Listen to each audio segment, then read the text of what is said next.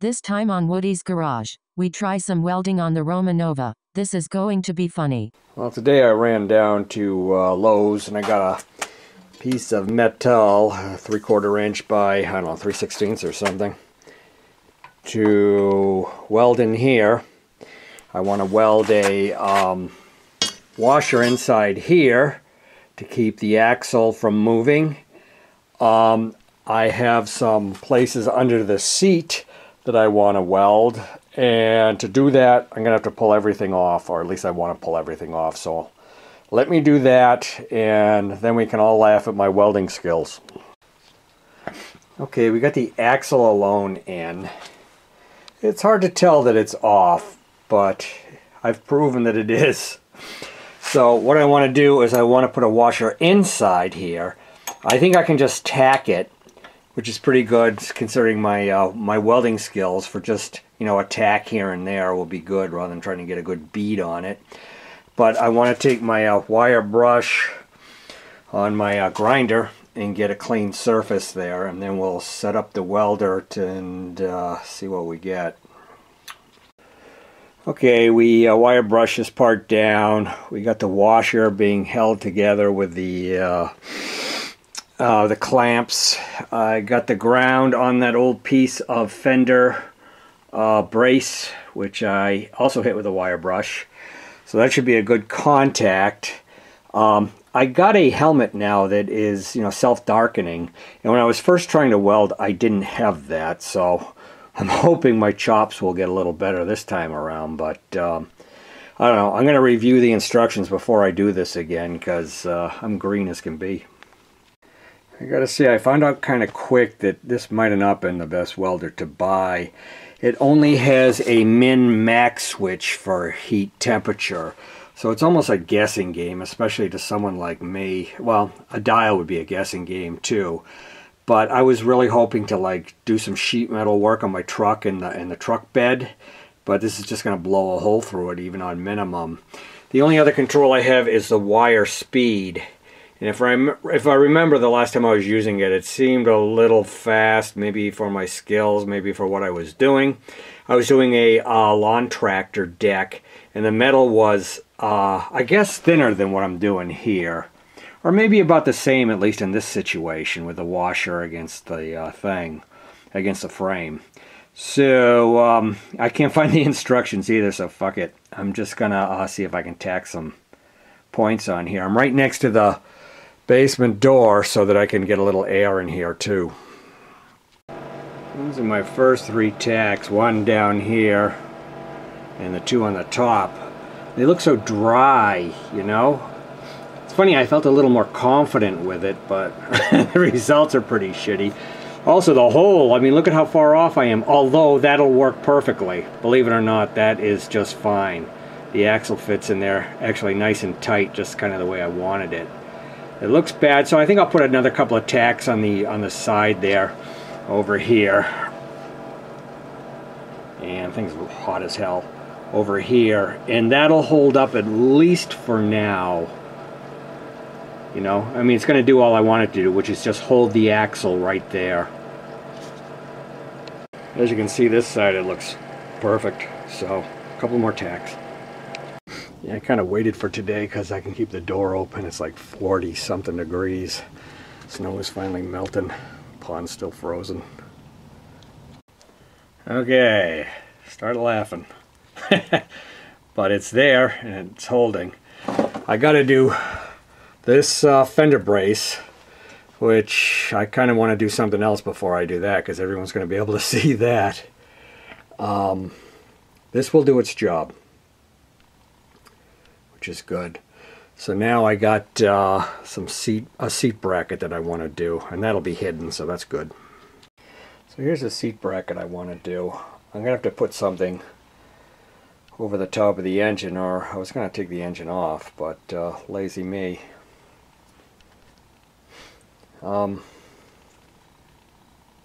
That's got to be cleaned up anyway, and kind of thinking out loud.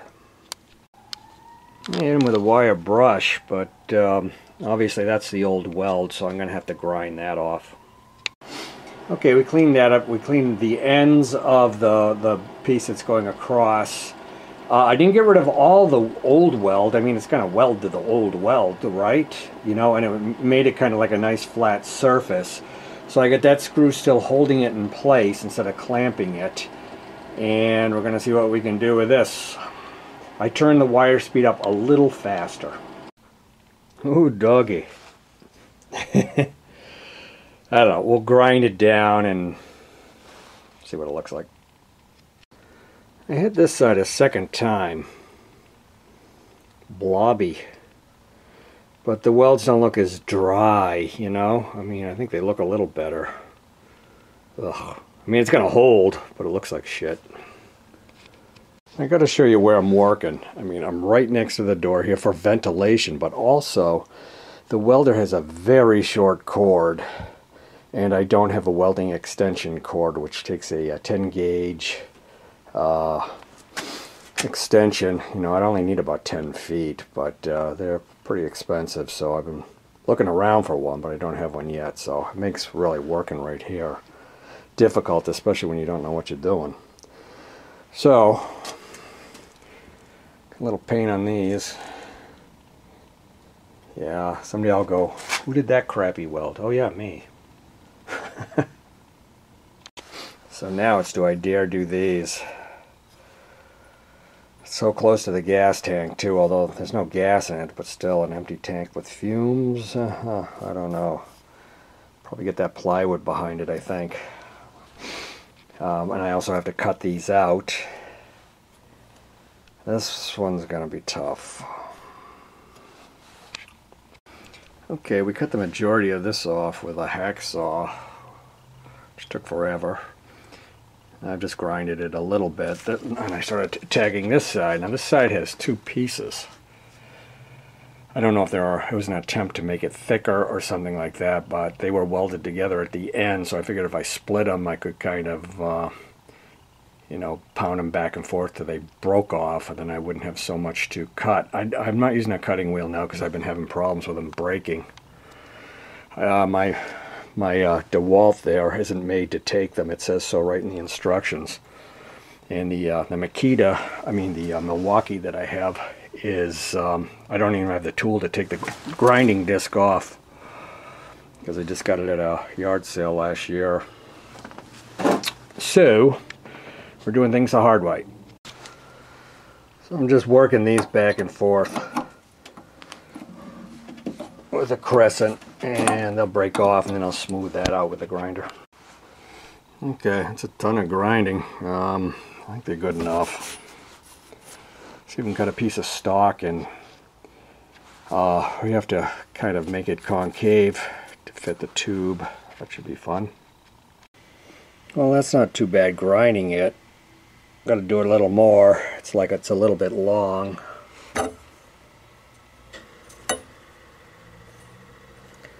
But the length is a little bit long, so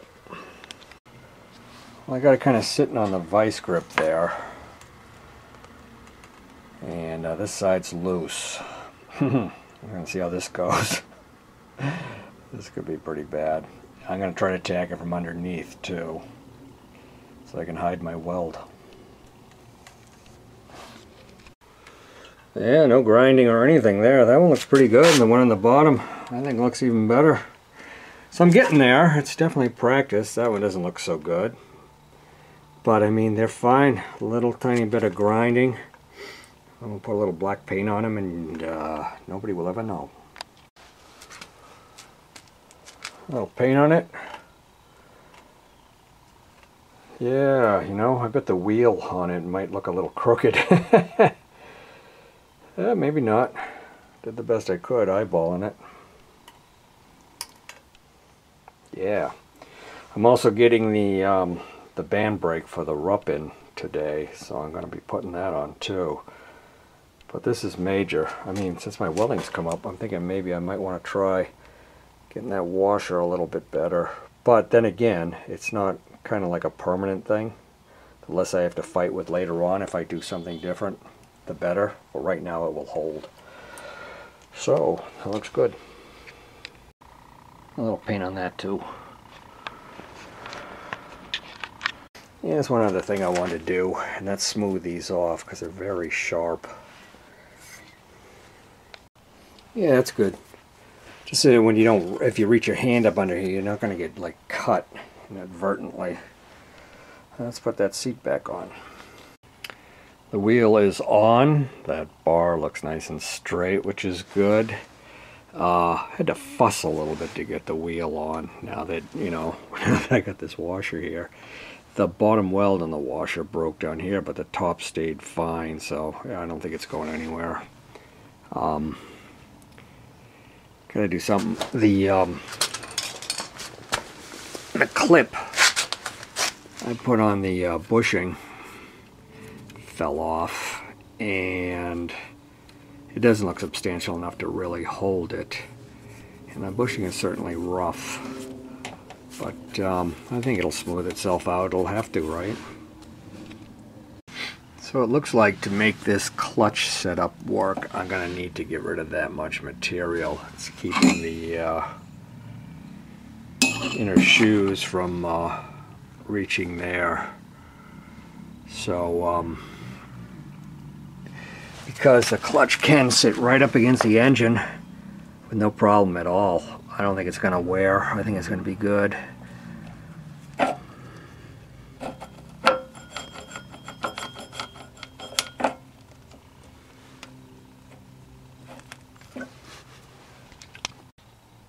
That's flush. Now to keep it from walking, I put this brass washer behind here. So yeah, it'll probably wear out, but not for a long time. So I think that's good. One thing I haven't done welding wise, which I was gonna do, was weld something on the front here, but I haven't. Come on, focus up. I haven't really decided what kind of pegs I want. I was still thinking I wanted them. Why isn't it focusing? I was still thinking I wanted maybe pegs midway if I could do it. Okay, the really cool news is here is that the chain is tracking just fine. And if you're just watching this and you haven't been following the agony of this build, I was having a problem with the chain always wasn't not aligned, and I've been excuse me, I'm burping. I've been screwing with the lining, working with different clutches, trying to get it closer to the engine. And also I found out that the axle wasn't exactly balanced. It was off like this. So I have to pull back this side, and that's why I anchored the other side. I only have an adjuster on this side. And right now it seems to be working pretty good. I mean, what I'd really like to do is just, you know, get rid of all this together. Once I figure out exactly what's straight, you know, just put another washer and weld it in on this side kind of permanently so that we have good alignment, because you can always do the, you know, the chain tension by moving the engine, loosening these bolts and just pushing the engine forward. So it's in pretty good shape right now. The only thing I want to do is find a key and mount the clutch. Sticks in a little bit, but that's cool. Yeah, found a key. A little bit of shaking it. That's about it. Chain's pretty tight. Track's fine. Besides the foot pegs, which I'm still thinking about, I bought some new hand grips for it, but they're coming from China. And you know, these actually look like they were foot pegs, and they'll fit on the rup, and I think they'll look really good. So I want to pull these off to put on the rup.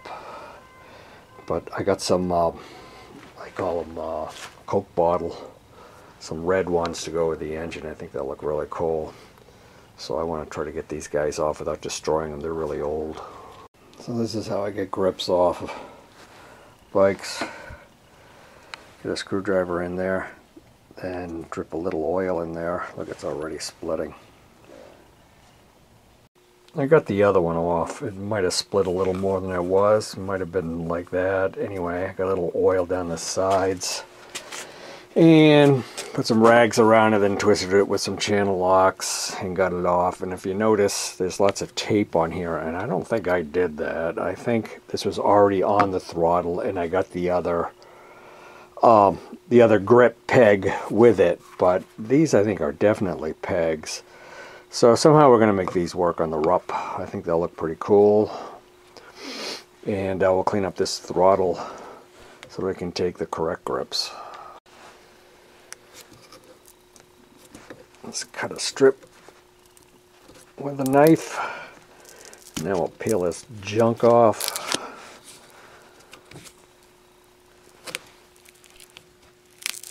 Down to the original throttle barrel sleeve. That's a big chunk of tape, huh? See you later. Okay, we'll just put this back on for now and, like I said, wait for our cool grips. Ah, looks pretty wild out.